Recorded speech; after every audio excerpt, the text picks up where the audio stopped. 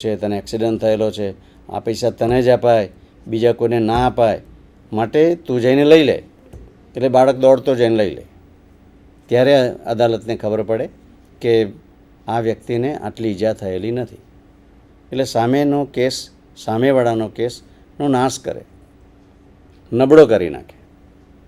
કોઈ બીજા માણસને એક્સિડન્ટ થયો હોય, બહુ જ ચતુર સાક્ષી હોય, અદાલતમાં પૂછવામાં આવે કે તમારો હાથ હવે કેટલો ઊંચો થાય છે, તો એણે એમ ડેમોન્સ્ટ્રેશન પણ કર્યું હોય, પરાણે થોડોક હાથ ઊંચો કર્યો હોય. પછી એ સરતપાસ પૂરી થયા પછી એનો કેસ એવો છે કે વાહન ચલાવનારની નિષ્કાળજીના કારણે, બેદરકારીના કારણે મને ઈજા થયેલી છે. હવે સામેવાળો પક્ષકાર એને પૂછવા માગે તો એ શું પૂછે? તો ગમે તે પૂછી શકે, ગમે તે પૂછાય. એના કેરેક્ટર ઉપર પૂછે, એની એન્ટીસિડન્ટ્સ પૂછે, એનું શું સમાજમાં, જિંદગીમાં એનું શું સ્થાન છે એના વિશે પૂછે, કેટલો જુઠ્ઠો છે એટલા વિશે પણ પૂછે. તો એમ કે તમે કોલેજ કરેલી છે, કોલેજમાં તમે ક્રિકેટ રમતા હતા, તમે તો ચેમ્પિયન હતા, અને તમે ગુગલી બોલ સરસ ફેંકતા, અને તમે ગુગલી બોલ કેવી રીતે એમ કરીને એટલી આડી વાત પર એ સાક્ષીને લઈ જાય. અને પછી એમ પૂછે કે તમે જે ગુગલી બોલ ફેંકતા એ આજે પણ લોકો યાદ કરે છે, કેવી રીતે તમે ગુગલી બોલ ફેંકતા? અને પછી એ માણસ ગુગલી બોલની માપ ફેંકવું તો ડેમોન્સ્ટ્રેશન કરે, હાથ બતાવે, એટલે અદાલતને ખબર પડે. તો આ જે છે દેટ ઇઝ ઉલટ, એ છે ક્રોસ એક્ઝામિનેશન. તો ક્રોસ એક્ઝામિનેશનની અંદર વ્યક્તિના ચારિત્ર્ય વિશે પૂછી શકાય, તે કેટલો સાચો છે કે જૂઠો તે જાણી શકાય. બીજું, ક્રોસ એક્ઝામિનેશન શું કામ કરવાની? તો ક્રોસ એક્ઝામિનેશન પરથી ખબર પડે કે આ સાક્ષી જે જુબાની આવે, પોતાનો ધંધો છોડીને અદાલતમાં કોણ આવે, કયો નવરો માણસ છે કે જે અદાલતમાં પોતે જુબાની આપવા માટે આવે, એને સાક્ષી સાથે શું સંબંધ છે. બને કે સાક્ષીને ફેવર કરતો આવ્યો હોય, અથવા એમ પણ બને કે એ સાક્ષીનું નિકંદન કરવા આવ્યો હોય. આજે તો આનો દાવ છે, આજે એને જે પૂરો કરી નાખીએ, આજે એના વિરુદ્ધમાં એવી જુબાની આપીએ કે કોર્ટ એના વિરુદ્ધમાં જ ઓર્ડર કરે, એવું વેર લેવા માટે આવ્યો હોય, તો એ બધું ઉલટ તપાસમાં આપણને ખ્યાલ આવે. એટલે અદાલત એ બધું પૂછી શકે. માની લો કોઈ માણસને સીધો સવાલ પૂછ્યો કે ભાઈ તમે નોકરી કરતા હતા ત્યાં સસ્પેન્ડ થયેલા? તો કે ના, ક્યારેય સસ્પેન્ડ નથી થયો, મેં તો બહુ જ પ્રમાણિકતાથી નોકરી કરી છે. એ રીતે એને જુબાની આપી તો તરત જ તમે રજૂ કરો કે હા ભાઈ તારો સસ્પેન્શન ઓર્ડર. એટલે તરત જ એ મોરલી ડાઉન થઈ જાય, એને મોરલી તોડવો પડે. કોઈ પોલીસ કોન્સ્ટેબલની સામે જ્યારે ઉલટ તપાસ થતી હોય તો પૂછવામાં આવે કે ભાઈ તમે લાત લેવામાં પકડાયેલા વાત સાચી? તો કે ના, મારી સામે કોઈ કેસ નથી થયો. તો પછી કેસ બતાવે કે જો ડાકોરમાં જ્યારે મેળો ભરાયેલો ત્યારે 20 રૂપિયા તમે લીધેલા અને તમારે સામે કેસ ચાલેલો, પછી તમને સજા થયેલી છે, તમને નોકરીમાંથી ડિસમિસ કરેલા છે, એ બધા ડોક્યુમેન્ટ તમે બતાવો. એટલે મોરલી માણસ તૂટી જાય. એ ઉલટ તપાસ. અને ઉલટ તપાસની અંદર તમે એ માણસને યુ કેન ગ્રીલ. જ્યારે ભઠ્ઠા ઉપર રોટલા શેકાતા હોય ને એ રીતે એ પક્ષકારને શેકવાનો હોય. You can grill the person. એને બરાબર ગમે તેવા તમે સવાલ પૂછો, એનું બ્લડ પ્રેશર વધી જાય એટલા સવાલ પૂછો, પરસેવો છૂટી જાય, બેભાન જેવી પરિસ્થિતિ થઈ જાય. અદાલત તમને રોકે નહીં. અદાલત એમ નહીં કહી દે કે તમે આવા સવાલ ના પૂછો. તો એ ઉલટ તપાસ છે. તો ઉલટ તપાસની અંદર સામેનો પક્ષકાર ઉલટ તપાસ કરી શકતો હોય છે. સર તપાસ પૂરી થયા પછી ઉલટ તપાસ થતી હોય છે.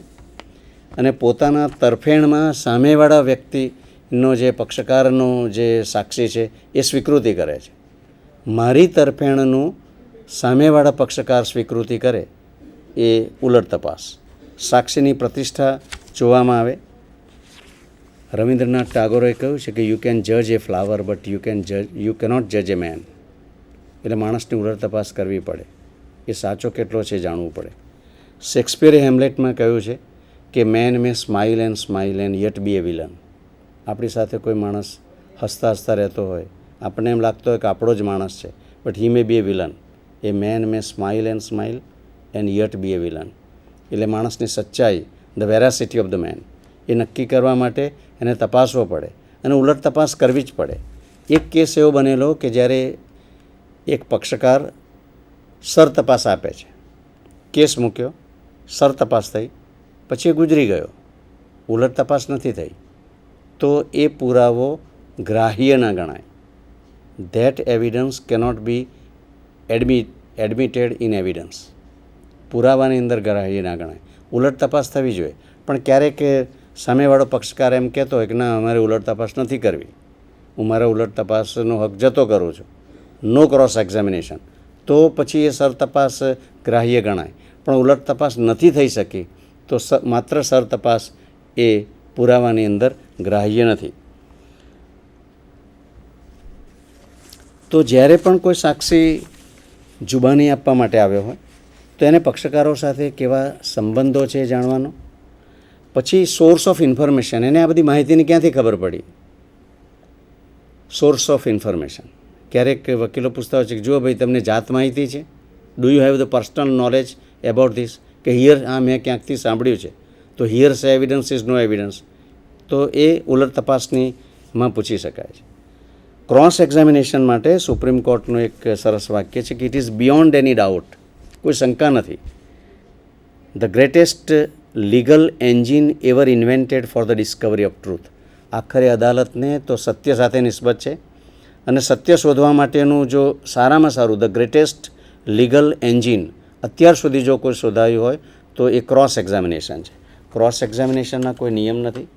ક્રોસ એક્ઝામિનેશન, ઉલટ તપાસ જ્યારે વકીલ કરતો હોય તો એની આવડત, એનું ઓબ્ઝર્વેશન, એનો અનુભવ, માણસને સમજવાની અન્ડરસ્ટેન્ડિંગ, એ ઘણું બધું ભાગ ભજવતો હોય છે. તો ઉલટ તપાસથી સત્ય બહાર આવતો હોય છે. હવે ક્યારેક ઉલટ તપાસમાં સીધા સવાલ પણ પૂછી શકાય. હા કે નાની અંદર પણ સવાલ પૂછાય કે બોલો ભાઈ, મને હા અથવા નાની અંદર જવાબ આપો. હવે એક સવાલ એવો પૂછ્યો હોય કે બોલો, તમે તમારી પત્નીને મારવાનું બંધ કર્યું? હવે જવાબ આવે હા કે નામાં જ, તો હા, બંધ કર્યો. એનો અર્થ એ કે અગાઉ મારતા હતા. ના બોલે તો હજી પણ એમને મારવાનું ચાલુ રાખ્યું. This is improper question. તો ઇન્ડિયન એવિડન્સ એક્ટની કલમ 151 એ અયોગ્ય સવાલ છે અને પૂછી ના શકાય. બીજો એક એવો સવાલ છે કે મેં તમને નોટિસ આપી, પક્ષકારને હું પૂછું, સાક્ષીને, કે જુઓ ભાઈ, મારા પક્ષકારે તમને નોટિસ આપી, તમને નોટિસ મળી છે, નોટિસનો તમે જવાબ નથી આપ્યો. જવાબ એટલા માટે નથી આપ્યો કે તમારો કોઈ કેસ જ નથી. તો એ સવાલ ના પૂછી શકાય. હજી કંઈ પુરાવા લીધા સિવાય, પુરાવાનું અર્થઘટન કર્યા સિવાય કેસ આખો નિર્ણય પર આવી ગયા કે તમારો કોઈ કેસ નથી, તો that is called improper question. અયોગ્ય પ્રશ્ન છે અને અયોગ્ય પ્રશ્ન પૂછી ન શકાય. જે ડબલ મિનિંગવાળા હોય or compounding question, double question, compounding question should not be asked. તો પક્ષકારો સાથે સાક્ષીનો સંબંધ જાણી શકાય ઉલટ તપાસમાં. સાક્ષી એનો આપવાનો હેતુ શું? શા માટે આજે કોર્ટની અંદર પોતાના કામ ધંધો છોડીને અત્યારે જુબાની આપવા માટે આવ્યો છે? બીજું, એ માહિતી પ્રાપ્ત કરવાના સાધનો શું છે? What is the source of information? પક્ષ તરફે પક્ષપાત કરે છે કે નહીં? તો એ ઉલટ તપાસની અંદર પૂછી શકાય છે. સચ્ચાઈની કસોટી કરી શકાય છે. ઉલટ તપાસ શું કરે? તો ઉલટ તપાસનો આશય એ છે કે મારા પક્ષકારનો કેસ મજબૂત કરવો, સામેના પક્ષકારનો કેસ નબળો કરવો. બીજો આશય એ છે કે તેમાં સચ્ચાઈની કસોટી કરવામાં આવે છે. એ વ્યક્તિ કોણ છે, જિંદગીમાં શું સ્થાન છે, તેનું ચારિત્ર્ય શું છે, એ વિશે ઉલટ તપાસમાં પૂછી શકાય છે. અમુક સવાલો કોર્ટ પૂછવા નથી દેતી, જે આપણે જોયું કે જે સવાલ પૂછવાથી કેસનો નિવેડો આવી જતો હોય એ પ્રકારના સવાલો ના પૂછી શકાય. તમે હા કે નામાં જ જવાબ આપજો, જે અગાઉ જોયા એ પ્રમાણે સવાલ ના પૂછી શકાય. ઈરાદાપૂર્વક સાક્ષીનું અપમાન થતું હોય, તેને ગુસ્સે કરાતો હોય એ પ્રકારના સવાલો ના પૂછાય.